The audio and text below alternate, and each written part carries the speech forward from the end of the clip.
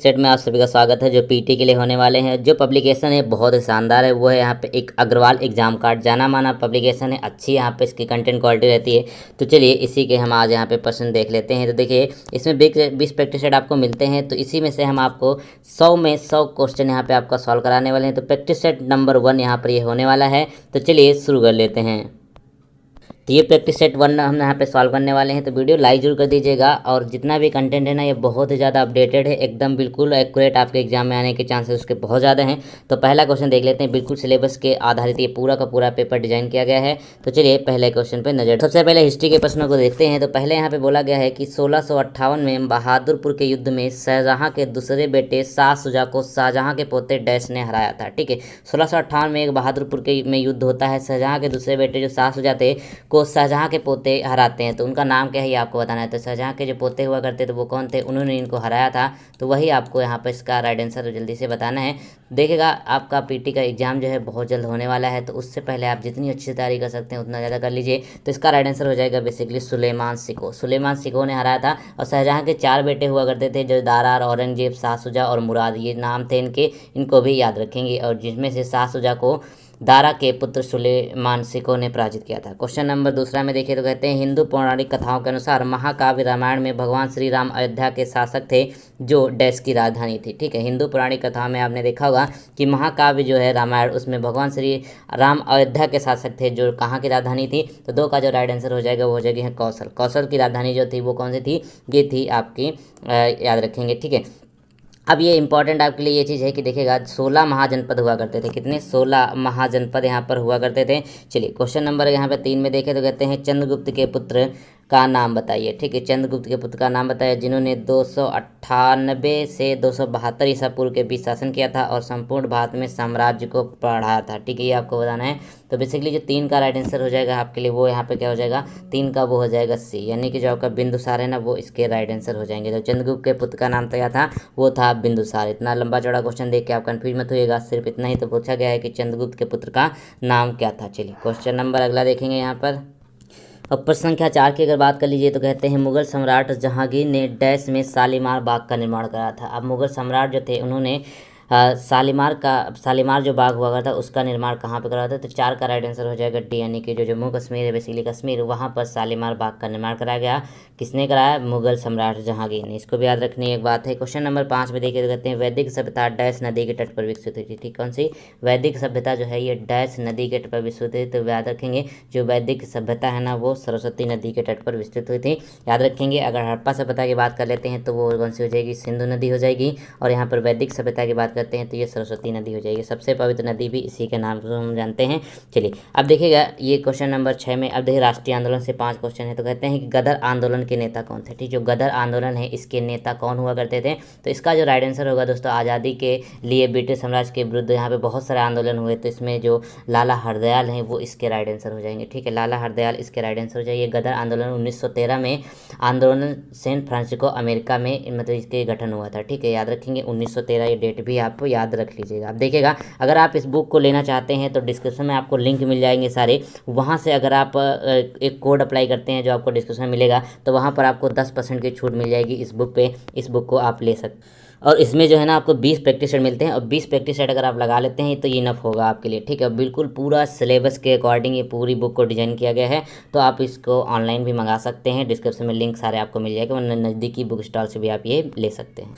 अगले क्वेश्चन में देखिएगा। तो कहते हैं यहाँ पर कि 1927 में महाराष्ट्र में महाड़ सत्याग्रह किसने आरंभ किया था। ठीक है, कि महाराष्ट्र का महाड़ सत्याग्रह है, यह किसके द्वारा आयोजित किया गया है, बेसिक किसके द्वारा आरंभ किया गया था। तो 7 का राइट आंसर होगा दोस्तों, वो हो जाएगा आपका सी, यानी कि डॉक्टर BR अम्बेडकर जो थे उनके द्वारा ये आयोजित किया गया था। 1927 की ये बात है, ये आपका महाराष्ट्र के बात है। चलिए क्वेश्चन नंबर अगला देखेंगे। प्रश्नों का लेवल काफ़ी अच्छा हमने रखा है, इसलिए क्योंकि प्रश्नों का लेवल जो है वो आपका कटअप आएगा, क्योंकि देखिए एग्जाम जो है 37 लाख लोग इस बार दे रहे हैं। ठीक है, तो अब कहते हैं कि यहाँ पर कि जवाहरलाल नेहरू के नेतृत्व में मुस्लिम लीग अंतरिम सरकार में कब सम्मिलित हुई थी? ठीक है, मुस्लिम लीग जो थे ना, ये अंतरिम सरकार में सम्मिलित कब हुई थी? उस समय उसका नेतृत्व कौन कर रहे थे? जवाहरलाल नेहरू उसका नेतृत्व कर रहे थे। ये आपको बताना है, इसके ऑप्शन देख लेते हैं। तो इसका जो राइट आंसर होगा दोस्तों वो हो जाएगा यहाँ पे 24 अक्टूबर 1946। ठीक है, 24 अक्टूबर 1946 ये आपका राइट आंसर यानी ऑप्शन नंबर सी हो जाएगा। ठीक है, अगले क्वेश्चन में चलते हैं। तो कहते हैं 1947 में लॉर्ड माउंटबेटन द्वारा घोषित भारत और पाकिस्तान के लिए सीमा आयोग के अध्यक्ष कौन थे? ठीक है, अब जो सीमा आयोग है ना, इसके अध्यक्ष कौन हुआ करते थे? जो लॉर्ड माउंटेन द्वारा इसको घोषित किया गया था। ठीक है, तो अब देखेगा 1947 की ये बात है, तो इसका जो राइट आंसर होगा दोस्तों बेसिकली वो क्या हो जाएगा? रेड क्लिफ, यानी कि ऑप्शन नंबर जो डी है ना वो बिल्कुल हो जाएंगे, क्योंकि रेड क्लिफ जो रेखा है ना ये आप भारत और पाकिस्तान के बीच में देखते हैं, इसका ये राइट आंसर हो जाएगा। ठीक है, ये बात है 17 अगस्त 1947 को विभाजन के बाद भारत और पाकिस्तान सीमा रेखा बनी थी, जो सर सिरिल रेडक्लिफ की अध्यक्षता में सीमा आयोग द्वारा रेखा का निर्धारण किया गया था। चलिए क्वेश्चन नंबर अगला में देखेंगे तो हैं वह कौन राष्ट्रीय नेता है जिन्होंने वर्ष 1983 में कन्याकुमारी से लेकर दिल्ली के राजघाट तक पद यात्रा नामक मैराथन दूरी पैदल यात्रा की थी? ठीक है, अभी आप ध्यान से देखिएगा तो अब यहाँ पे 1983 की बात करें, पद यात्रा नामक मैराथन दूरी पैदल तय की थी। इस यात्रा का उद्देश्य भारतीय जनता के साथ संबंध को नवीनीकृत करना था। तो 10 का जो राइट आंसर है वो हो जाएंगे चंद्रशेखर। ठीक है, जो चंद्रशेखर थे ना राजनेता, 1983 में उन्होंने पद यात्रा प्रारंभ किया था, तो इसका उद्देश्य वगैरह आपको क्वेश्चन में पता चल गया है। चलिए क्वेश्चन नंबर अगला देखेंगे। अब क्या है, भूगोल के आपके 5 प्रश्न आने हैं, उसको देख लेते हैं। तो कहते हैं ऑस्ट्रेलिया के एकमात्र द्वीपीय राज्य का नाम क्या होगा? ठीक है, ऑस्ट्रेलिया का एकमात्र जो द्वीपीय राज्य है उसका नाम आपको बताना है। तो ये क्या हो जाएगा आपका? टेस्मेनिया या भी तस्मानिया। ठीक है, टेस्मेनिया भी इसको कहा जाता है और तस्मानिया भी इसको कहा जाता है, तो तस्मानिया इसका राइट आंसर हो जाएगा। इसको ध्यान से देखिएगा, तो ये एक द्वीपीय राज्य है ऑस्ट्रेलिया का। ठीक है, चलिए क्वेश्चन नंबर अगला में देखेंगे। तो कहते हैं निम्नलिखित में से कौन सा शहर गोदावरी नदी के किनारे स्थित नहीं है? ठीक है, गोदावरी नदी आप सभी लोग जानते हैं, तो इसके किनारे कौन सा शहर जो वो स्थित नहीं है? तो 12 का जो राइट आंसर है ना वो हो जाएगा आपका ऑप्शन नंबर बी, यानी कि नवसारी जो शहर है ये गोदावरी किनारे स्थित नहीं है। अब नासिक की बात कर लीजिए। ठीक है, अब महाराष्ट्र में पड़ता है, नांदेड़ महाराष्ट्र में पड़ता है, निजामाबाद। ठीक है, ये सारे के सारे क्या हैं? गोदावरी नदी के किनारे स्थित हैं। क्वेश्चन नंबर अगला देखे, कहते हैं अंडमान और निकोबार द्वीप समूह में स्थित इंदिरा पॉइंट निम्नलिखित देशों में से किसके निकटतम है? ठीक है, अब अंडमान और निकोबार द्वीप समूह की हम बात कर रहे हैं, तो अब देखिएगा जो इंदिरा पॉइंट है निम्नलिखित किन देशों के निकटतम है? तो 13 का जो राइट आंसर हो जाएगा वो होगा आपका अंडमान और निकोबार द्वीप समूह। ठीक है, तो इसका राइट आंसर बेसिकली क्या है 13 का? वो हो जाएगा सी, यानी कि इंडोनेशिया के निकटतम में माना जाता है इंदिरा पॉइंट। देखिए अगर साउथ में जाते हैं ना, जैसे भारत है ना अपना यहाँ पे, ठीक है, तो ये जो इंडोनेशिया के आसपास ज़्यादा रहता है, ये जो आपका पॉइंट रहता है। ठीक है, चलिए क्वेश्चन नंबर अगला है कि भारत में निम्नलिखित में से कौन सा शहर कर्क रेखा से सबसे दूर है? ठीक है, कर्क रेखा से सबसे दूर की बात करें। अब कर्क रेखा जो है भारत में कितने राज्यों से गुजरती है? आप इसका राइट आंसर हमको जल्दी से बताइएगा वरना मैं ही चलो बता देते हैं। भारत के 8 राज्यों से गुजरती है, गुजरात, राजस्थान, मध्य प्रदेश, छत्तीसगढ़, झारखंड, पश्चिम बंगाल, त्रिपुरा, मिजोरम। तो ये 8 हैं। तो यहाँ पे जो सबसे दूर है ना कर्क रेखा जो सबसे दूर है वो कौन सा हो जाएगा? यानी भुवनेश्वर। ठीक है, उड़ीसा का जो भुवनेश्वर जिला है वो राजधानी है ना, वो सबसे दूर है, याद रखेंगे इन तीनों की अपेक्षा की अगर बात कर लेते हैं। क्वेश्चन नंबर अगला कहता है कि निम्नलिखित एशिया के निम्न देशों में से कौन सा देश पेट्रोलियम का सबसे बड़ा उत्पादक देश है? ठीक है, अब पेट्रोलियम का सबसे बड़ा उत्पादक देश कौन सा? ये एशिया की बात करें, सिर्फ एशिया महाद्वीप में, तो इसका राइट आंसर हो जाएगा यहाँ पे ईरान। ईरान जो है ना ये सबसे बड़ा उत्पादक है पेट्रोलियम का एशिया में अगर बात कर लेते हैं। ठीक है, क्वेश्चन नंबर अगला देखिए, कहते हैं जीएसटी निम्नलिखित में से किस कर राज्य कर को शामिल किया गया था? जीएसटी में बोला गया किस राज्य कर को शामिल किया गया था? तो 16 का जो राइट आंसर हो जाएगा बेसिकली क्या हो जाएगा वो होता है यहाँ पे। देखिए अब जीएसटी है क्या, इसको थोड़ा सा डिटेल में पढ़ते हैं। तो जीएसटी एक इनडायरेक्ट कर है। ठीक है, कौन सा है? ये इनडायरेक्ट कर है, 1 जुलाई 2017 को लागू हुआ था। और जीएसटी में बेसिकली क्या हुआ था, राज्य का जो चुंगी कर होता है ना, चुंगी कर, राज्य की जो चुंगी कर होता है उसको इसमें शामिल किया गया था। तो याद रखेंगे ये क्या हो जाएगा चुंगी। और गुड्स एंड सर्विस टैक्स इसका फुल फॉर्म होता है, ये भी पूछा जाता है।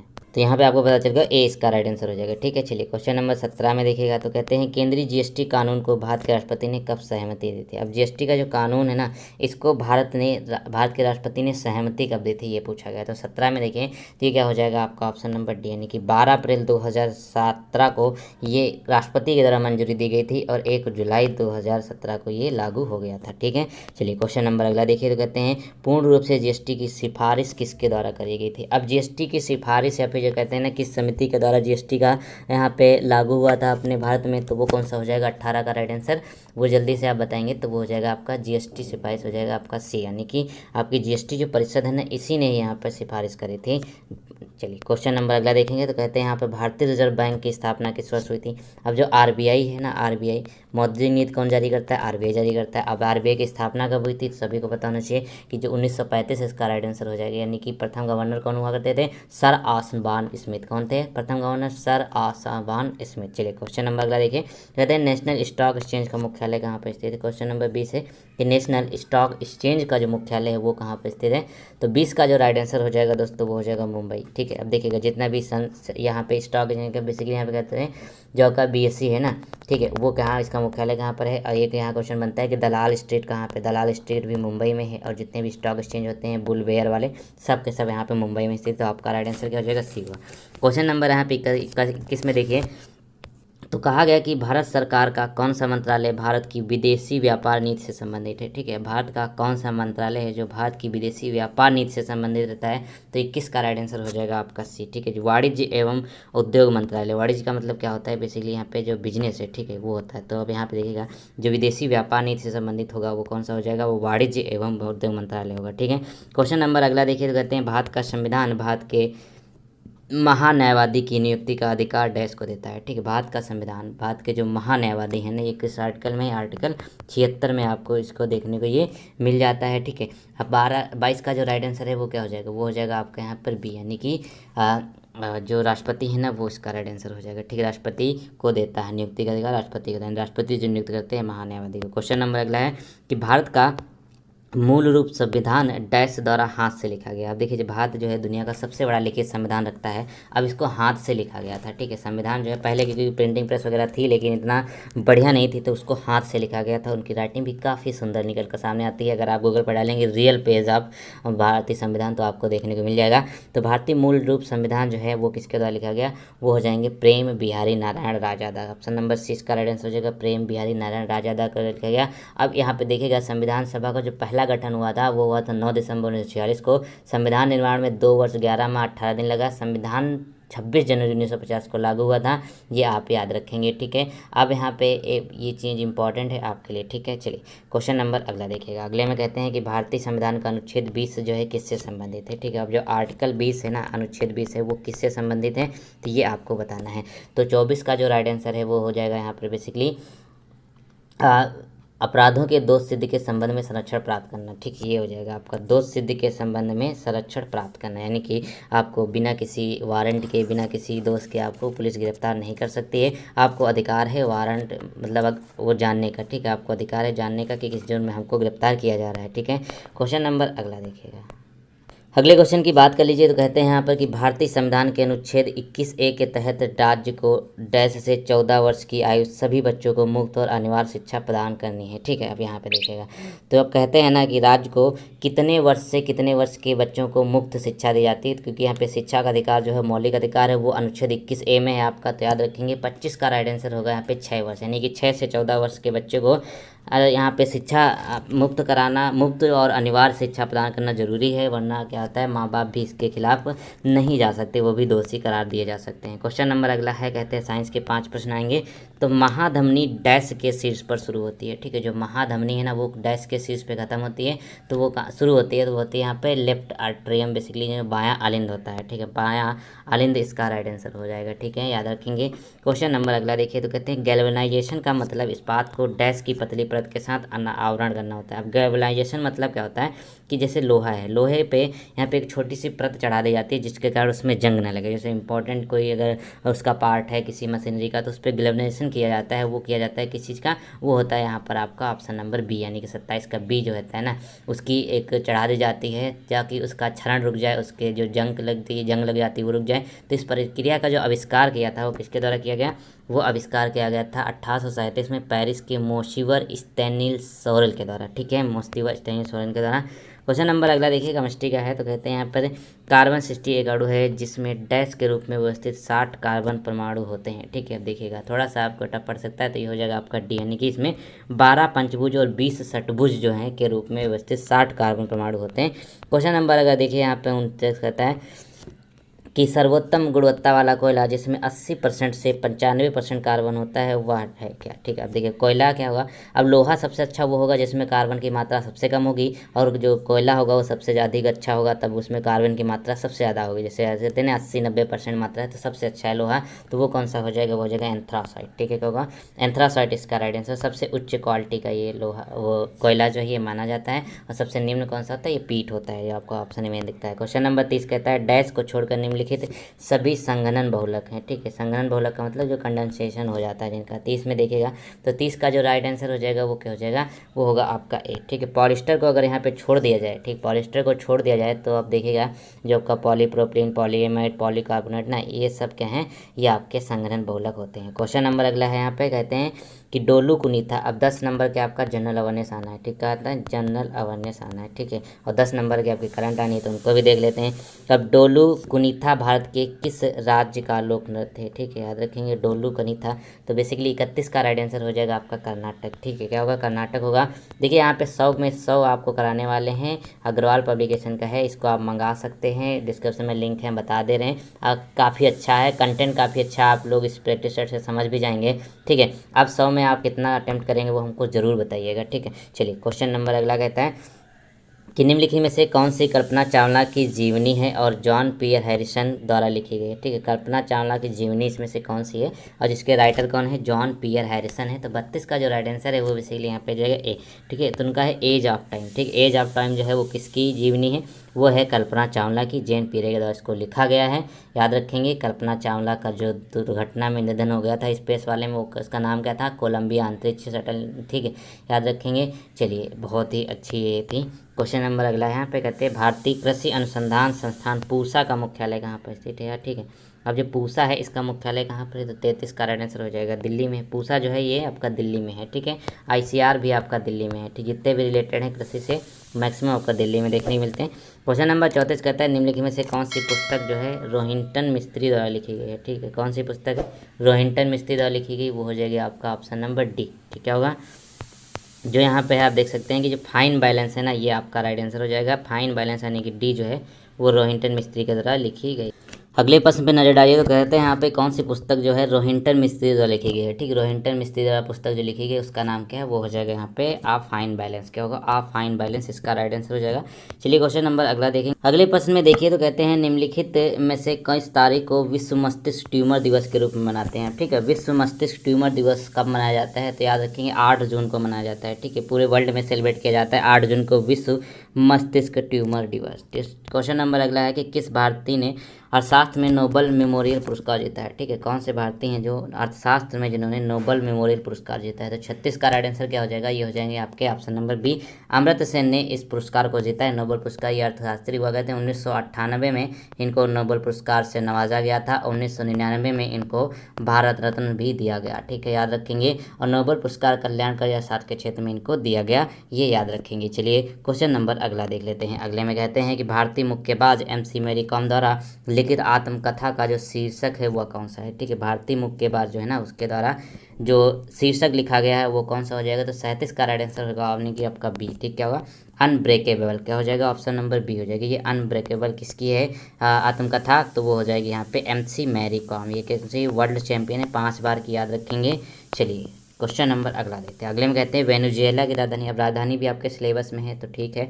तो वेनेजुएला की राजधानी जो है वो कहाँ पर स्थित है, 38 का राइट आंसर क्या हो जाएगा, वो हो जाएगा यहाँ पर वेनेजुएला दक्षिण अमेरिका महाद्वीप का हिस्सा है। ठीक है, वेनेजुएला जो है वो दक्षिण अमेरिका महाद्वीप का हिस्सा है। उसकी राजधानी जो है वो काराकस है। क्या हो जाएगा, काराकास हो जाएगी। ठीक है, क्वेश्चन नंबर अगला देखिए तो कहते हैं मेखला चादर यह डैश राज्य की महिलाओं द्वारा पहने जाने वाला पारंपरिक वस्त्र। मेखला चादर किस महिलाओं के द्वारा पहना जाता है, तो 39 का जो राइट आंसर है दोस्तों वो क्या हो जाएगा, वो आपके लिए हो जाएगा यहाँ पर अपना नंबर डी। ठीक है, आसाम में जो महिलाएं हैं वो एक तरीके का यहाँ पर वस्त्र धारण करती हैं जिसको मेखला चादर कहा जाता है। ठीक है, चलिए क्वेश्चन नंबर अगला देखिए तो कहते हैं रविंद्रनाथ टैगोर ने निम्नलिखित में से किस देश का राष्ट्रगान लिखा है। ठीक है, अब जो रविंद्रनाथ टैगोर है इनके द्वारा किस देश का राष्ट्रगान लिखा गया, तो याद रखेंगे ये हो जाएगा बांग्लादेश। ठीक है, बांग्लादेश का राष्ट्रगान जो था अमार सोनार, ये रविंद्रनाथ टैगोर के द्वारा लिखा गया। अभी तो फिलहाल उसको शायद चेंज कर दिया गया है। अब यहाँ पे एक चीज़ और देखिएगा कि जब रविंद्रनाथ टैगोर है ना उन्होंने भारत और बांग्लादेश दोनों का राष्ट्रगान लिखा। उनकी एक रचना गीतांजलि है, जिसके लिए 1913 में उनको नोबेल पुरस्कार से सम्मानित किया गया। ठीक है, अब यहाँ पे देखिएगा उनकी कुछ और रचनाएं हैं, जैसे गोरा है, नौका डूबी है, ये सारी की सारी इंपॉर्टेंट है। क्वेश्चन नंबर 41 है, करंट के क्वेश्चनों को देख लेंगे तो कहते हैं यहाँ पर कि हाल ही में किस देश ने हांगकांग के निवासियों को अपने देश में निवास करने और नागरिकता प्रदान करने हेतु एक विशेष प्रकार का वीज़ा शुरू किया है। हांगकांग निवासियों के लिए ये वीज़ा शुरू किया गया है। तो 41 का राइट आंसर हो जाएगा यहाँ पे ब्रिटेन। क्या होगा? ब्रिटेन इसका राइट आंसर हो जाएगा, याद रखेंगे। चलिए क्वेश्चन नंबर अगला देखिएगा। अगले में कहा गया कि हाल ही में पश्चिम रेलवे ने किस राज्य में वाघई बिलीमोरा के बीच 107 साल पुरानी नैरो गेज हेरिटेज ट्रेन सहित 3 ट्रेनों का सेवाओं को स्थायी रूप से स्थगित करने का निर्णय लिया है। तो 42 का राइट आंसर क्या हो जाएगा? वो हो जाएगा आपका ऑप्शन नंबर यहाँ पे सी, यानी कि जो आपका गुजरात है, ये इसका राइट आंसर। ठीक है, गुजरात है। यहाँ की ट्रेनों को यहाँ पर स्थायी रूप से जो है स्थगित कर दिया गया, बंद कर दिया गया, क्योंकि 107 साल पुरानी हुआ करती थी नैरो गेज, क्योंकि अब तो सब जगह ब्रॉड गेज चलती है। क्वेश्चन नंबर अगला है यहाँ पर कि विश्व कैंसर दिवस कब मनाया जाता है? इंपॉर्टेंट है। ठीक है, तो विश्व कैंसर दिवस जो है वो सेलिब्रेट कब किया जाता है? तो याद रखेंगे इसका जो राइट आंसर है बेसिकली वो हो जाएगा यहाँ पे 4 फरवरी। ठीक है, 4 फरवरी को हम विश्व कैंसर दिवस के रूप में सेलिब्रेट करते हैं।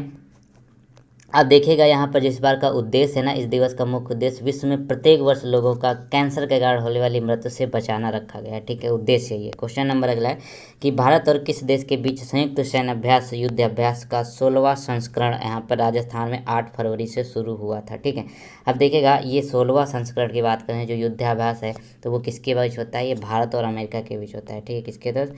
भारत और अमेरिका के बीच में यहाँ पर ये होता है। इसको यूएसए भी कह सकते हैं। चलिए क्वेश्चन नंबर अगला तो क्या हो जाएगा? ऑप्शन नंबर सी इसका एकदम सही जाएगा। ठीक है, चलिए क्वेश्चन नंबर अब 45 में देखेंगे तो कहते हैं कि हाल ही में किसे वायुसेना मुख्यालय में महानिदेशक के रूप में नियुक्त किया गया। अब वायुसेना के जो मुख्यालय है ना, उस जो वायुसेना के बेसिकली जो महानिदेशक हैं वो किसे नियुक्त किया गया? वो हो जाएंगे यहाँ पर कौन से?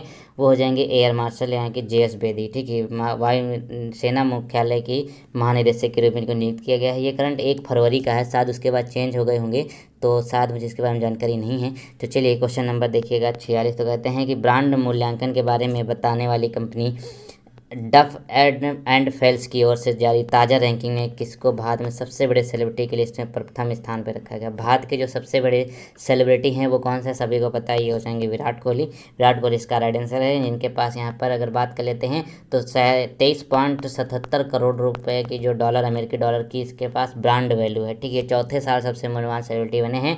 लिस्ट में दूसरा नाम जो है वो अक्षय कुमार का है इस लिस्ट में। ठीक, डफ एंड फेल्स के द्वारा जो जारी की गई। क्वेश्चन नंबर अगला देखिए तो कहते हैं हाल ही में किस इतिहासकार का 81 वर्ष की उम्र में निधन हो गया। ठीक है, ये 81 वर्ष के थे और यहाँ पे इनका निधन हो गया, तो वो कौन से हो जाएंगे? 47 का वो हो जाएगा आपका द्विजेंद्र नारायण झा के द्वारा। ठीक है, द्विजेंद्र नारायण झा है, इनका जो है ये टपक गए बेसिकली, इनकी मृत्यु हुई। तो याद रखेंगे ये दिल्ली यूनिवर्सिटी के इतिहास विभाग में चेयरमैन प्रोफेसर भी रह चुके थे। ठीक है, चलिए क्वेश्चन नंबर अगला देखेंगे। यहाँ पे ये इतिहासकार है ना। ठीक है, क्वेश्चन नंबर अगला देखिए तो कहते हैं किस मंत्रालय ने हाल ही में गोवर्धन योजना पर एक एकीकृत पोर्टल की शुरुआत करी? ठीक है, एकीकृत पोर्टल जो है गोवर्धन योजना पर एक शुरुआत करी गई है। तो 48 का जो राइट आंसर है ना वो कौन सा हो जाएगा? यहाँ पर आपका जल शक्ति मंत्रालय, ऑप्शन नंबर सी हो जाएगा, यानी कि जल शक्ति मंत्रालय जो है वो राइट आंसर हो जाएगा। गोवर्धन योजना को स्वच्छ भारत मिशन ग्रामीण दूसरे प्राथमिकता की तरफ अपनाया जा रहा है। चलिए क्वेश्चन नंबर अगला देखिए तो कहते हैं आरबीआई ने 5 फरवरी 2021 को मौद्रिक नीति जो है उसकी द्विमासिक बैठक में रेपो रेट कितने % तक पर बरकरार रखा है? ठीक है, ये फरवरी की बात कर रहे हैं। अगर आपको पुराना करंट पूछेगा इस तरीके के, जैसे ये चेंज होती रहती है 3-3 महीने में, तो क्या होगा? ये आपको 5 फरवरी दे कर पूछेगा। तो 5 फरवरी का जो डेट थी वो कितना था? वो था यहाँ पे 10.5% इसने रखा, मतलब बरकरार रखा है। तो क्या हो जाएगा यहाँ पर? देखिएगा ये 21-22 में जीडीपी ग्रोथ जो है वो 10.5% रखने की बात करी गई है।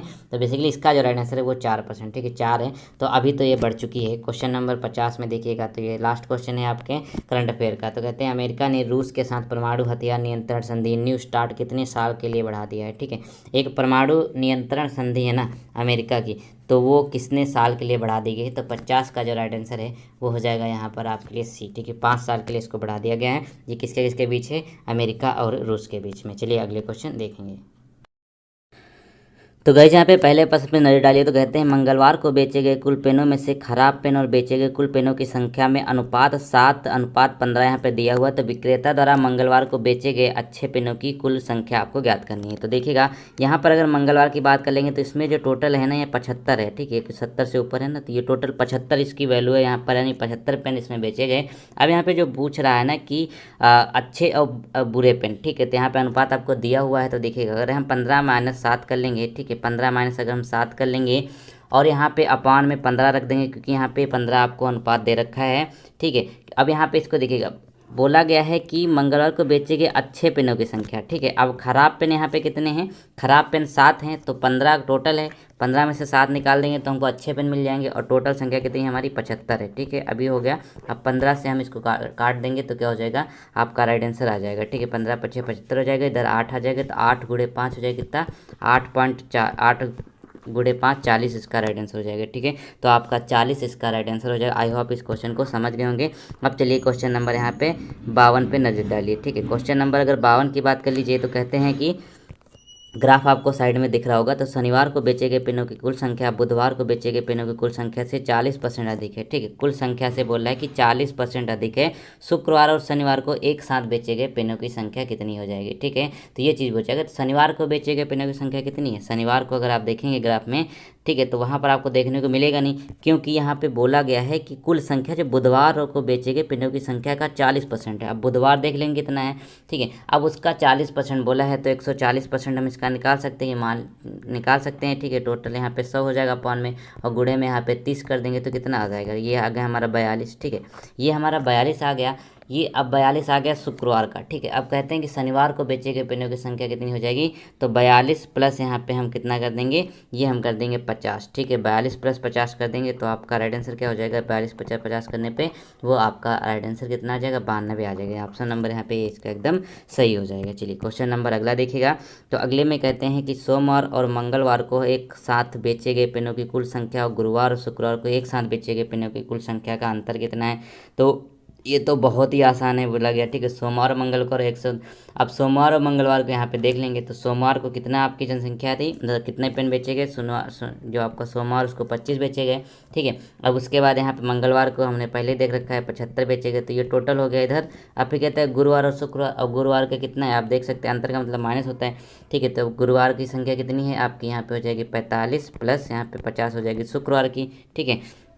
तो आप इसको यहाँ पे जोड़ करके क्या दे लेंगे, हम इसको माइनस कर देते तो ये कितना हो जाएगा, 100 हो जाएगा, ठीक है। यहाँ पे कितना हो जाएगा, ये आपका 95 हो जाएगा, तो आपका 5 हो जाएगा, यानी कि इनका अंतर जो 5 आ जाए, तो ऑप्शन नंबर सी इसका करेक्ट हो जाएगा। अगला क्वेश्चन देखिए 54 में क्या कहते हैं कि मंगलवार को बेचे गए पेनों की कुल संख्या रविवार को बेचे गए पेनों की कुल संख्या से 25% अधिक है। तो मंगलवार को कितनी बेचे गई थी, मंगलवार के यहाँ पे देखिए अगर हमें ट्यूजडे लिखे तो मंगलवार को 75 है, तो इसमें बोला कि रविवार को बेचे गए पेनों की संख्या 25% है। अब 25% है मतलब क्या है, 75 में अगर हम 25% निकाल देंगे, कहते हैं ना 25% ज़्यादा, 75 का 25% इसमें निकाल कर जोड़ देंगे तो क्या हो जाएगा, वो यहाँ पे बोला गया कि रविवार का आ जाएगा, ठीक है। जोड़ेंगे क्यों जोड़ेंगे नहीं, यहाँ पर हम माइनस करेंगे, क्योंकि रविवार को बेचे गए पेनों की कुल संख्या अधिक है, यानी कि मंगलवार को अधिक बोला गया है। तो 75 को अगर यहाँ पे देखिए 125, ये 125 हो जाएगा, गुणे 100 हो जाएगा। अब इसको काट लेंगे, 25 चौके 100, 25 पंचे 100, यहाँ पे काट लेंगे इसको तो 60 आ जाएगा। यानी कि क्या बोला, ट्यूसडे को तो 75 था और रविवार को कितना आएगा, रविवार को यहाँ पे 60 आ जाएगा, ठीक है। रविवार को कितना बेचा गया, 60 पेन बेचा गया, तो इसका राइट आंसर क्या ऑप्शन नंबर बी हो जाएगा, ठीक है। अगला क्वेश्चन देखिएगा। अगले में कहा गया 55 में देखिए कि गुरुवार को बेचे गए कुल पेनों में 20% नीली स्याही है, ठीक है। गुरुवार को बेचे गए 20% नीली स्याही के पेन हैं और शेष 25% लाल स्याही के पेन हैं और शेष काली स्याही के पेन थे। तो गुरुवार को बेचे गए नीली और काली स्याही के पेनों की कुल संख्या आपको ज्ञात करनी है, ठीक है। तो अब यहाँ पे देख लेंगे, ठीक है। तो आप क्या परसेंटेज को थोड़ा सा ध्यान में रखिएगा। तो देखिएगा अब गुरुवार की अगर यहाँ पे बात कर लेंगे तो अभी आप अगर उसमें देखेंगे तो गुरुवार में आपको कितना देखने को मिलता है, 45 देखने को मिलता है, ठीक। कितना गुरुवार को आपको यहाँ पे हम लिख देते हैं, थर्सडे लिख देते हैं ना, थर्सडे।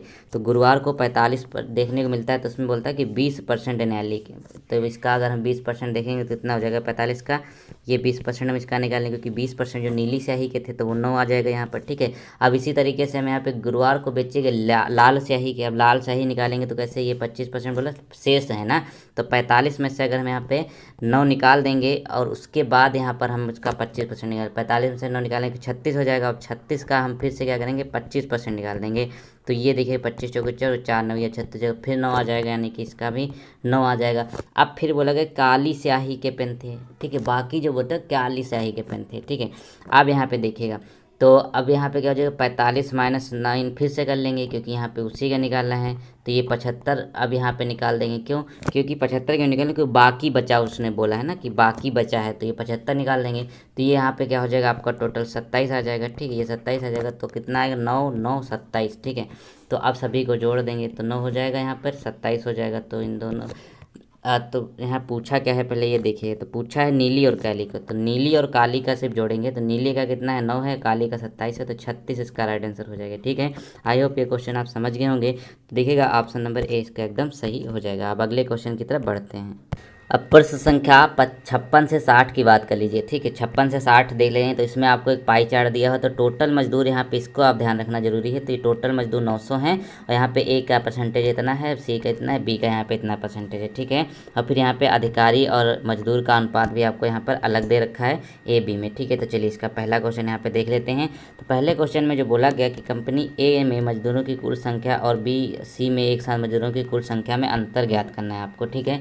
ये बोला गया आपको इसमें यहाँ पे अंतर ज्ञात करना है, ठीक है। कंपनी ए में मजदूरों की कुल संख्या और कंपनी बी सी में एक साथ मजदूरों की कुल संख्या कितनी होगी। तो हम देखेगा कंपनी ए के पहले मजदूरों की संख्या निकाल लेंगे, ठीक है। और उसके बाद क्या करेंगे, उसके बाद यहाँ पर हमको पता चल जाएगा। तो देखिएगा यहाँ पे क्या हो जाएगा, ठीक है। अब यहाँ पे टोटल कितना है 900 दिया हुआ है, ठीक है। टोटल कितना है यहाँ पे 900 दिया हुआ है, ठीक है। अब 900 है यहाँ पर आपको दिया हुआ है। अब यहाँ पे देखिएगा, ठीक है, ए में मजदूरों की संख्या कितनी है, ठीक है, मजदूरों की कुल संख्या और कंपनी बी सी के मजदूरों की कुल संख्या की यहाँ पे हम बात कर रहे हैं। तो 900 बटा हम 100 कर सकते हैं, नहीं कर सकते हैं, बिल्कुल कर सकते हैं। गुड़े में हम क्या कर लेंगे, गुड़े में हम यहाँ पे इसका परसेंटेज देख लेंगे। तो क्या होगा, ये 44% था, ठीक है, ये 44 है। फिर यहाँ पे देखिएगा ये कितना हो जाएगा, ये यहाँ पे 24 है, फिर यहाँ पे माइनस कर देंगे 32, ठीक है। क्यों, क्योंकि यहाँ पे ए की निकाले हैं, तो ए हमारा 32 जो है इसको माइनस कर, क्योंकि 900 हमने जो पहले देख रखा था वो ज़्यादा जरूरी है आपके लिए। अब इस इक्वेशन को यहाँ पे हम सॉल्व कर लेंगे। तो इसको जब हम सॉल्व करेंगे तो क्या हो जाएगा 9 गुणे 36 आपका यहाँ पे हो जाएगा, यानी 324 इसका राइट आंसर हो जाएगा। 324 आपका राइट आंसर हो जाएगा। तो ऑप्शन नंबर यहाँ पे ए इसका एकदम सही हो जाएगा। क्वेश्चन नंबर अगला देखिएगा, अगले में भी यही सीन है। तो इसमें बोला गया ना कि कंपनी बी में कर्मचारियों की कुल संख्या कंपनी सी में कर्मचारियों की कुल संख्या से कितने अधिक है, ठीक है। कंपनी बी में कर्मचारियों की कुल संख्या कंपनी सी में कर्मचारियों की कुल संख्या से कितने अधिक है, ठीक है। अब देखिएगा तो कंपनी हम यहाँ पे अगर बी के निकालें तो क्या हो जाएगा, आप इसको ग्राफ में देखिएगा तो बी का परसेंटेज कितना है 44% आपको दिया हुआ है, ठीक है। बी का परसेंटेज है यहाँ पर 44% आपको यहाँ पर दिया हुआ है। साथ में आप अनुपात भी देखते रहिएगा। तो बी का अनुपात कितना है, यहाँ पर 1:18 दिया हुआ है। तो बी की हम पहले बात कर लें, पहले यहाँ पर हम बी की बात कर लेते हैं इस साइड में। तो बी में देखिएगा तो क्या हो जाए 900 तो टोटल है, तो 900 का अगर हम 44% निकालेंगे, ठीक है, 900 का हम 44% निकालेंगे। अब यहाँ पे देखिएगा एक अनुपात जो दिया हुआ है ना 19, अब देखिए एक अनुपात 18 दिया हुआ है, तो टोटल कितना होगा 19 हो जाएगा, 19/18 हो जाएगा। क्योंकि हम यहाँ पे कर्मचारियों को निकाल रहे हैं तो मजदूर को नीचे रख देंगे, तो क्या हो जाएगा 19/18 हो जाएगा ये, ठीक है, 19/18 हो जाएगा।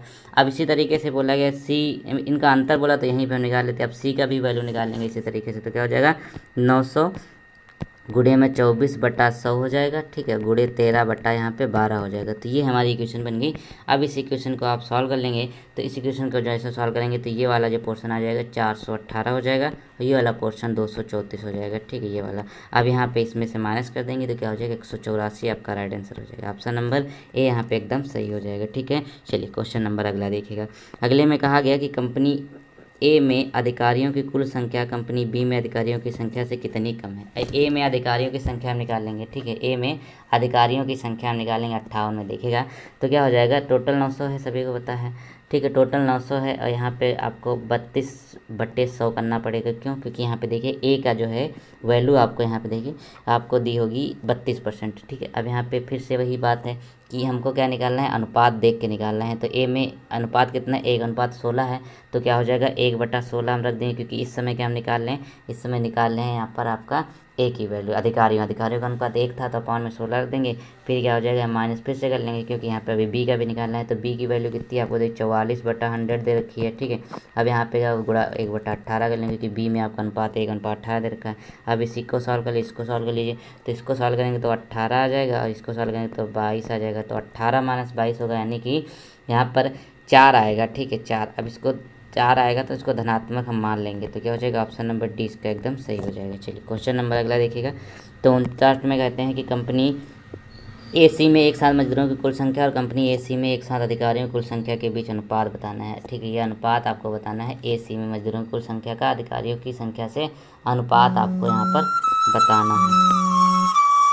तो इसमें भी सेम प्रोसीजर यहाँ पे हम करने वाले हैं, यानी कि 900 गुणे कर लेंगे कितना, ए की वैल्यू कितनी दे रखी थी हमको, यहाँ पे दे रखी है 32% अपॉन में 100 कर लेंगे। ठीक है, उसके बाद यहाँ पे गुणा कर लेंगे। अब यहाँ पे मजदूरों की निकालना है। मजदूर कितने यहाँ पर आपको दे रखा है, 1:16 में मजदूर दे रखे हैं। ठीक है, तो क्या हो जाएगा यहाँ पे, ये आप देखिए 16/17 हो जाएगा, क्योंकि यहाँ नीचे जोड़ भी लगेगा, टोटल में से निकालना है। अब इसी तरीके से यहाँ पे हम सी का भी निकाल लेंगे। ठीक है, अब सी का भी निकालेंगे तो सी की वैल्यू कितनी दे रखी है हमको, ये 24 दे रखी है, 24/100 हो जाएगा। यहाँ पे हो जाएगा 18/19 हो जाएगा। तो इसको सॉल्व कर लेंगे, इसको सॉल्व करेंगे तो क्या इधर आ जाएगा 252, और ये अनुपात में है। ठीक, माइनस नहीं, ये अनुपात में रहेगा। तो क्या हो जाएगा, ये आपका अनुपात हो गया। ये कितना हो जाएगा, आपका हो जाएगा 18 हो जाएगा। ठीक, इधर तो इसको काट भी सकते हैं, तो 18 14 कट जाएगा, 14 यहाँ पर 1 आ जाएगा। ठीक है, तो 14:1 यहाँ पे राइट आंसर हो जाएगा, option number C. Question number last देखिए इसका। तो कहते हैं यहाँ पे 60 में कि कंपनी डी में अधिकारियों और मजदूरों की कुल संख्या कंपनी सी में अधिकारियों और मजदूरों की कुल संख्या से कम से 50% और 25% अधिक है, तो कंपनी डी में कर्मचारियों की कुल संख्या आपको यहाँ पर ज्ञात करना है। तो मान लेते हैं कंपनी डी का जो यहाँ पे संख्या है वो एक्स हो जाएगी। एक्स हमने मान लिया। ठीक है, अब क्या करेंगे, एक्स हमने मान लिया तो अब देखिएगा बारी बारी से वही प्रोसीजर करने वाले हैं। तो 900 में से हम क्या करेंगे, इसका देखिए 24% निकाल लेंगे। ठीक है, 24% हो जाएगा। फिर इसी का कहते हैं ना 25%, ये अधिक भी बोला है तो 125% निकाल लेंगे। ठीक है, फिर यहाँ पे अगर बात कर लेंगे सी की, बात करें सी में भी देखिएगा तो हो जाएगा 900 और गुणे 24/100 गुणे यहाँ पे 150%, क्योंकि 50% की बात कर रहे हैं। ये हो गया ना। अब इस इक्वेशन को आप सॉल्व कर लीजिएगा, थोड़ा सा टफ है आपके लिए, तो कोई बात नहीं है। 270 हो जाएगा इधर, अब प्लस में हो जाएगा 27, तो हो जाएगा 297 इसका राइट आंसर हो जाएगा। ठीक है, चलिए क्वेश्चन नंबर अगला देखिएगा। तो चलिए इसके मैथ के 5 प्रश्नों को देख लेते हैं। तो यहाँ पे देखिएगा तो कहते हैं कि पहली 567 प्राकृतिक संख्याओं का समांतर माध्य कितना होगा। ठीक है, अब इसका एक फार्मूला होता है समांतर माध्य का, n+1/2। ठीक है, ये होता है फार्मूला।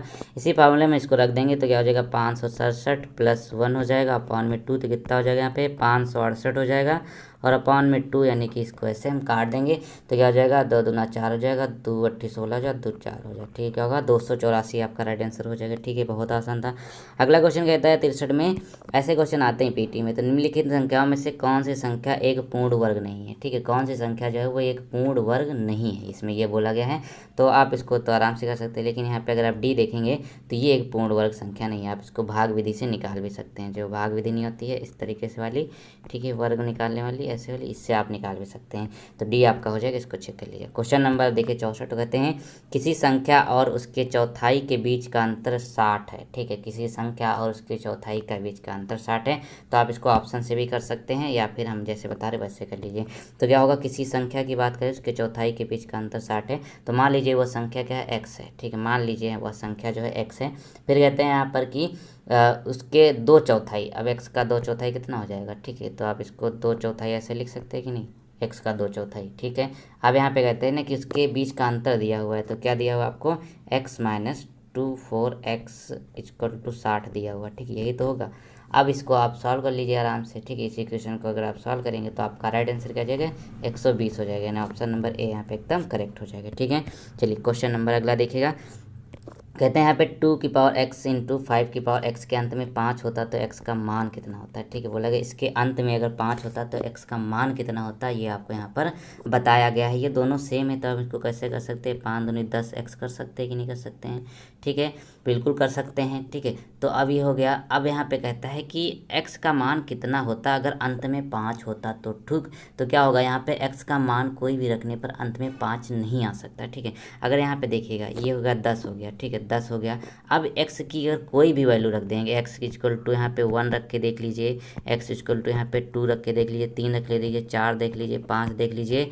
ठीक है, अगर यहाँ पे कोई भी वैल्यू रखेंगे 1 से 9 के बीच में, 0 से 9 के बीच में, तो क्या होगा, यहाँ यहाँ पर 5 किसी में नहीं आएगा, यानी कि इकाई अंक 5 आपको देखने को मिलेगा नहीं, क्योंकि ये 10 है। ठीक है, 10 को अगर 1 से करेंगे ना तो 10 आएगा, 10 को अगर 2 से करेंगे तो 10 हो जाएगा, सब में 0 आएगा, 5 किसी में नहीं आएगा। तो क्या होगा, x का कोई मान नहीं, यानी कि ऑप्शन नंबर डी इसका एकदम सही हो जाएगा। तो मैथ के भी हमारे 5 प्रश्न हल हो गए। अब चलते हैं अगली ओर। चलिए अब हिंदी गद्यांश की ओर बढ़ते हैं, क्योंकि 2 गद्यांश आपके आएंगे 5-5 नंबर के, और 5 नंबर के आपकी जो है हिंदी ग्रामर आएगी। तो छोटा सा एक गद्यांश है, बहुत विद्युत है, तो आप इसको वीडियो पॉज करके पढ़ लीजिएगा, क्योंकि गद्यांश अगर आप छोड़ेंगे ना तो वहाँ पर आपको दिक्कत हो सकती है। तो ठीक है, दर्पण में तुम दूसरों को नहीं देख सकते, तुम जानते हो कि खिड़की में लगा कांच और दर्पण एक ही मूल पदार्थ से बने हुए हैं। तो ये था, ये 4 लाइन आप और पढ़ लीजिएगा। फिर यहाँ पे इसके क्वेश्चन हम यहाँ पे करते हैं। ठीक है, तो अब कहा गया कि दर्पण में हम दूसरों को नहीं देख सकते हैं, तो इस वाक्य का निहितार्थ क्या है। तो 66 में क्या हो जाएगा, इस वाक्य का इन्होंने निहितार्थ पूछा है। तो इसका जो राइट आंसर है दोस्तों वो हो जाएगा, दर्पण हमें स्वयं तक सीमित कर देता है। ये इसका राइट आंसर हो जाएगा, क्योंकि यही तो हमने अभी पढ़ा हुआ है।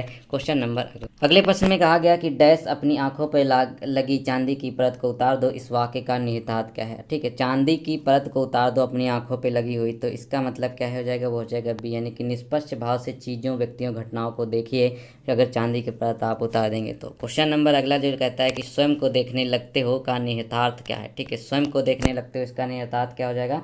तो इसका जो राइट आंसर होगा दोस्तों 68 का, वो हो जाएगा यहाँ पे बी, यानी कि आपका हमारी सोच का स्व केंद्रित होना, ये इसका राइट आंसर होगा, यानी ऑप्शन नंबर बी यहाँ पे करेक्ट हो जाएगा।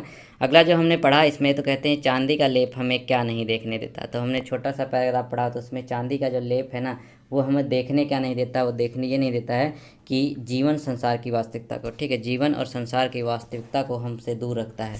क्वेश्चन नंबर 70 में कहते हैं कि कांच शब्द के लिए विशेषण का प्रयोग किया गया है। ठीक है, अब देखिए ग्रामर का क्वेश्चन है, तो कांच शब्द के लिए जो विशेषण है उसका प्रयोग किया गया है, तो वो आपको बताना है। तो 70 का जो राइट आंसर है वो होगा साधारण। अब देखिए जिसकी विशेषता बताई जाए वो बेसिकली यहाँ पे आता है विशेषण, मतलब जो शब्द भी किसी संज्ञा सर्वनाम की विशेषता बताते हैं वो विशेषण। अब कांच की विशेषता क्या बता रहा है कि वो साधारण कांच है, तो क्या हो जाएगा, साधारण इसका विशेषण हो जाएगा। अब चलिए 71 से 75 में एक और पैराग्राफ देख लेते हैं। तो ये छोटा सा पैराग्राफ है, मोर के सिर की कलगी सघन ऊंची तथा समकीली हो गई।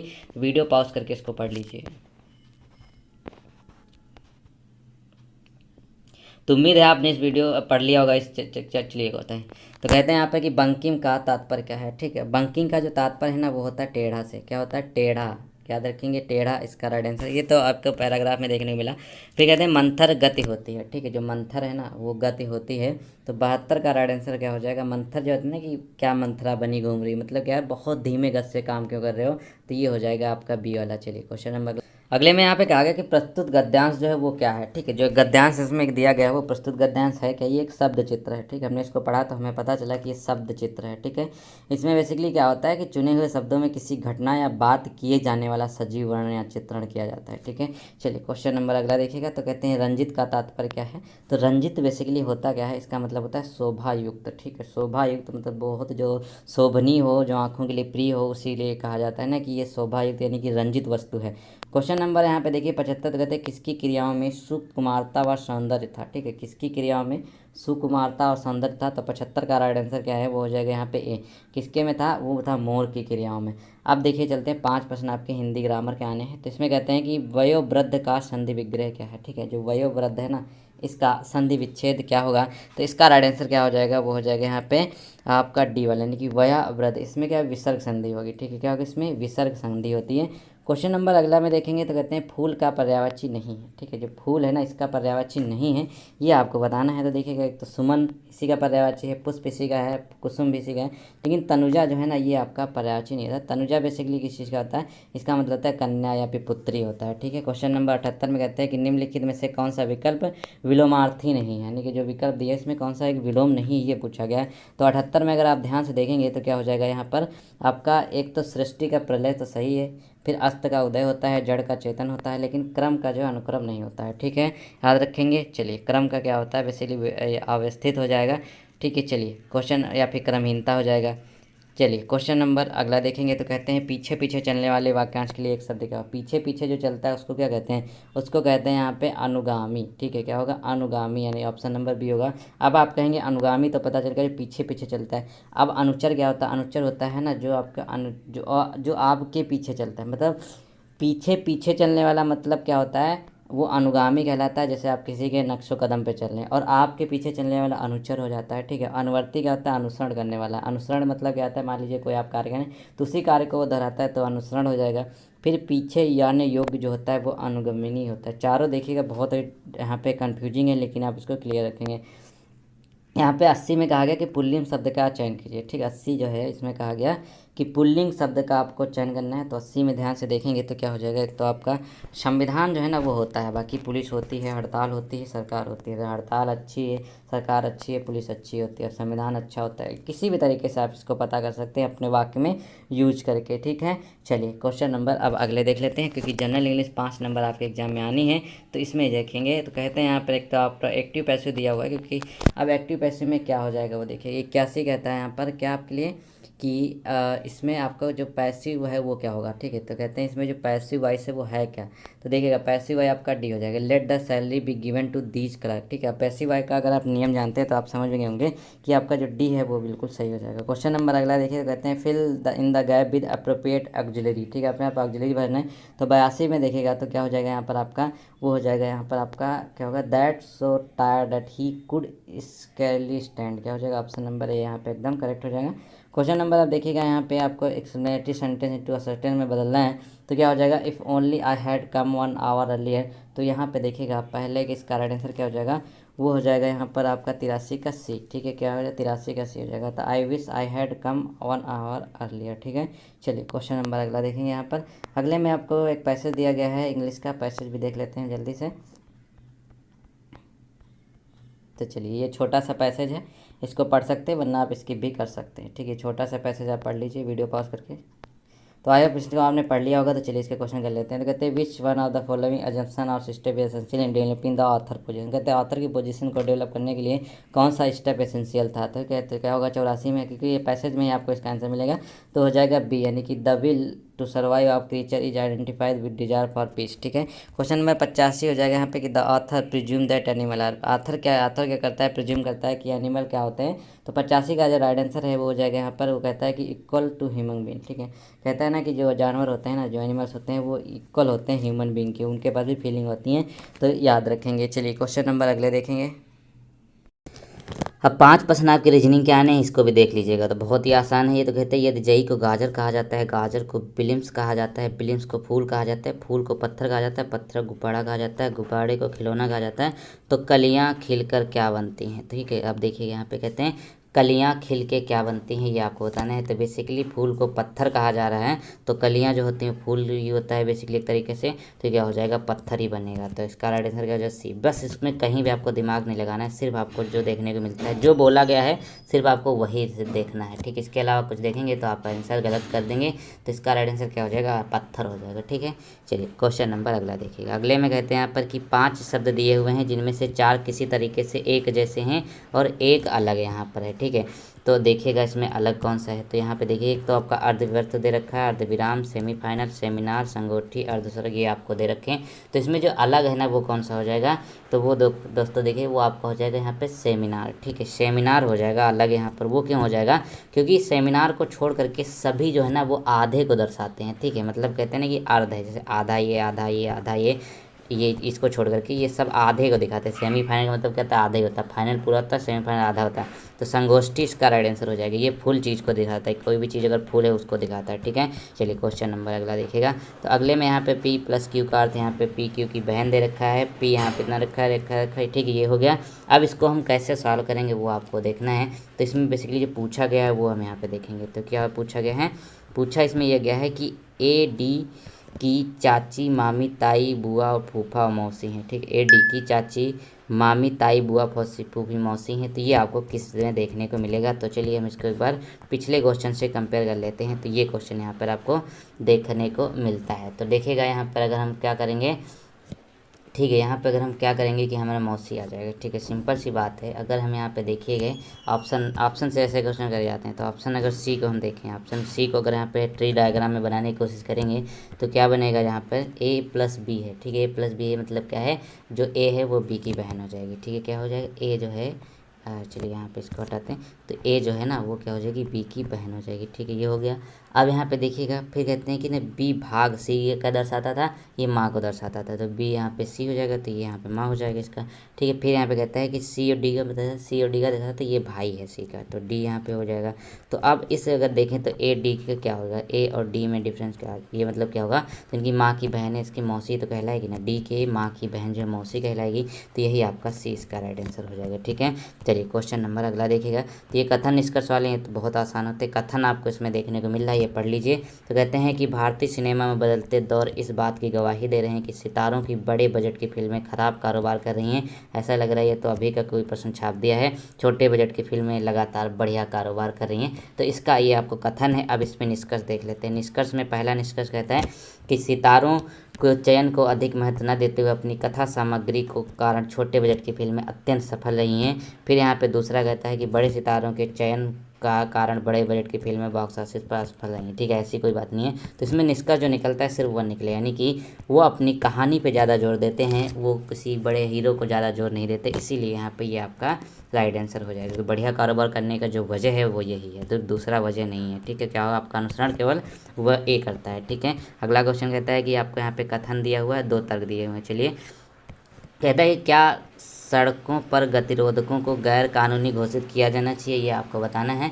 तो अब यहाँ पे कथन 1 में देख, कहते हैं कि सड़कों पर जो गतिरोधक है ना उनको गैर कानूनी, जो आपके स्पीड ब्रेकर होते हैं, गैर कानूनी घोषित किया जाना। अब तर्क यहाँ पे समझिएगा, तो तर्क कहते हैं कि नहीं, वाहन की गति करने के लिए गतिरोध से एक सरल साधन है। हाँ, कुछ लोग रात में गतिरोधक को देखने में विफल हो जाते हैं। तो यहाँ पे क्या होगा, बेसिकली ये दोनों कथन बिल्कुल सही हो जाएंगे। क्या होगा, दोनों कथन यहाँ पे मजबूत हैं। ठीक है, क्योंकि यहाँ पे देखिएगा ये तो गति करने में सहायक होते ही हैं, और कुछ लोग रात में नहीं देखते जिसके कारण एक्सीडेंट हुए। ऐसा मुद्दा कई बार उठा भी है, तो यही आपका राइट आंसर हो जाएगा। तो हमारे रीजनिंग के भी 5% कंप्लीट होते हैं। दोस्तों, 90 से 100 के बीच में आपको देखने को मिलेगी तालिका। ठीक है, 90 से 100 के बीच में तालिका कराने वाले हैं, तो इनको देख लीजिएगा। अच्छे प्रश्न होते हैं, ये भी आपके 10 नंबर के एग्जाम में आने हैं। तो ये देखिएगा, एक इसका स्टोर का नाम दे रखा है, इधर से आपको यहाँ पे ये आपको डेज दे रखे हैं। ठीक है, इन सबको कैसे सॉल्व करना है वो यहाँ पे हम जल्दी से देख लेते हैं। ठीक है, तो बोला गया है क्वेश्चन नंबर 91 में कि मंगलवार को स्टोर आर द्वारा बेची गई गेंदों की संख्या मंगलवार को स्टोर यू द्वारा बेची गई गेंदों की संख्या का कितना % है। ठीक है, अब यहाँ पे गेंदे बेची बात करें तो आर द्वारा, आर यहाँ पे कहाँ पे, यहाँ पे देखिएगा। तो कहते हैं आर द्वारा बेची गई गेंदों की संख्या मंगलवार को स्टोर यू द्वारा बेची गई। ठीक है, मंगलवार को स्टोर बेची गई। अब यहाँ पे देखिएगा, मंगलवार की हम बात कर लेंगे तो मंगलवार में कितना है, हमको 20 वैल्यू मिल रही है कि नहीं मिल रही है। अब यू में हमको कितनी वैल्यू मिल रही है, यू में मिल रही है 16 मिल रही है, क्योंकि यू से ही हमको यहाँ पे इसका % निकालना है। तो कहता है कि यू द्वारा बेची गई गेंदों की संख्या का कितना % है। तो यह देखिए कितना आसान हो जाए। तो 20 माइनस 16 कितना, 4 का डिफरेंस आ रहा है, 4 बटे हो जाएगा। यहाँ पे कितना डिफरेंस निकालना है, 16 के ऊपर निकालना है, क्योंकि यू द्वारा बेची गई, तो यू के ऊपर निकालना है, तो ये हो जाएगा अपॉन में 100। अब इसको आराम से काट दें, 4 चौको 16 हो जाएगा, तो ये हो जाएगा यहाँ पे कितना 25%। ठीक है, 25% आपका राइट आंसर आ जाएगा, ऑप्शन नंबर बी हो गया। चलिए क्वेश्चन नंबर अगला देखिएगा। अगले में यहाँ पे कहते हैं कि स्टोर टी द्वारा मंगलवार को बुधवार को बेची गई कुल गेंदों की संख्या और स्टोर यू द्वारा शनिवार को बेची गई गेंदों की संख्या के बीच कितना अंतर था, ये बोला गया है 92 में। 92 में देखिएगा तो मंगलवार और बुधवार को स्टोर टी द्वारा, ठीक है, मंगलवार और बुधवार को स्टोर टी द्वारा, आप देख सकते हैं ग्राफ में आपको देखने को साफ साफ मिल रहा है कि मंगलवार को यहाँ पे कितना बेचा गया, यहाँ पे 22 बेचा गया। ठीक है, 22 बेचा गया है। फिर यहाँ पे देखिएगा, अब यहाँ पे कहते हैं कि बुधवार को टी द्वारा कितना बेचा गया, ये 12 बेचा गया। टोटल कितना हो जाएगा, यहाँ पे टोटल 34 बेचा गया। ठीक है, टोटल अगर 34 बेचा गया है। फिर कहते हैं कि शनिवार को स्टोर द्वारा बेची गई गेंदों की कुल संख्या कितनी है। अब शनिवार को बेची गई कुल संख्या आप ग्राफ में देखेंगे तो कितना है, 24 हो जाएगी। ठीक है, ये 24 है, तो 24 अगर 34 में से निकाल देंगे तो हमको क्या मिल जाएगा, इन संख्याओं के बीच का अंतर मिल जाएगा। तो ऑप्शन नंबर सी इसका एकदम करेक्ट हो जाएगा कि नहीं हो जाएगा, बिल्कुल हो जाएगा। तो ऑप्शन नंबर 10 इसका राइट आंसर हो जाएगा। क्वेश्चन नंबर अगला देखिए, आपको तालिका साइड में लग रही हुई है। ठीक है, कहते हैं स्टोर वी द्वारा शुक्रवार को बेची गई गेंदों की संख्या स्टोर एस द्वारा टी द्वारा शुक्रवार को बेची गई कुल गेंदों की संख्या का 50% थी। इसको थोड़ा ध्यान से समझिएगा। तो सबसे पहले हम शुक्रवार की अगर बात कर लेंगे दोस्तों, तो एस के द्वारा और यहाँ पे टी के, ठीक है, एस प्लस टी हम यहाँ पे कर लेंगे। ठीक है, दोनों को यहाँ पे कुल बोला गया तो कुल में दोनों जुड़ जाता है। ठीक है, तो अब एस में कितना बेचा गया, आप अगर तालिका में देखेंगे तो क्या हो जाएगा, 26 दिख रहा है आपको।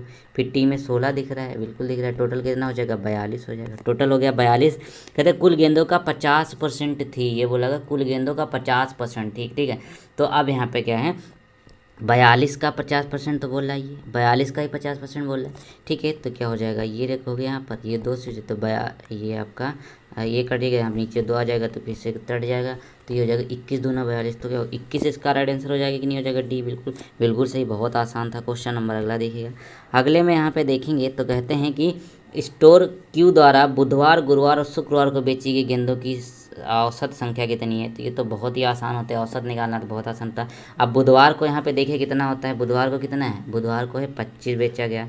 फिर यहाँ पे गुरुवार को कितना बेचा गया, गुरुवार को 12 बेचा गया। फिर यहाँ पे शुक्रवार को कितना बेचा गया, 14 बेचा गया। अब सबको जोड़ करके कितना है टोटल, 3 से हम डिवाइड कर देंगे, तो सबको जोड़ लिया, यहाँ पे 51 आ गया, अपन 3 में कर लेंगे तो क्या हो जाएगा, 17 आती है, 51 हो गया, 17 आपका राइट आंसर, ये आपका औसत आ गया। ठीक है, ये 95 में देखिए तो कहते हैं आर और एस द्वारा गुरुवार को बेची गई कुल गेंदों की संख्या। ठीक है, आर और एस द्वारा, देखिएगा आर और एस द्वारा कुल संख्या। अब आर एस तो एक साथ लिख सकते हैं कि नहीं लिख सकते, बिल्कुल लिख सकते हैं।